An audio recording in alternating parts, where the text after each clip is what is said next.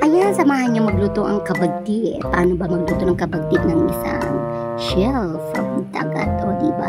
Galing yan pala kay Mami Jojoy. Salamat sa iyo. At syempre ang ingredient, yan, sung-sung, pangpalaki ng subi. O char-char-char. At syempre, yung luya, pangpaalis ng lansa. Mamati kayo. Tapos sibuyas, pampalibog lang yan. Kaya gusto ko ng sibuyas, pati kamatis. Pangpalina, pangpaputi daw to. Pero hindi ako naniniwala. Wala, design ko lang yung pangpapula. Syempre, ang pechay dahil masarap ang ating pechay. Lagyan natin yung marang pechay. Syempre, buksan na natin yan. Then, lagyan natin ng oil para magisa-gisa natin. Syempre, unahin natin ang ating luya. And habang nagbabrown yung luya, pwede na natin ilagay yung sibuyas. No? Kasi yung sibuyas, madali lang maluto yan. Kaya yan. No? Syempre, ito nga yung sasarap ng pampakuskus. O syempre, lagyan na natin ng kamatis. Ayan, puti daw ang kamatis. Pero di ako naniniwala. Papatayan pag masobrahan mo eh.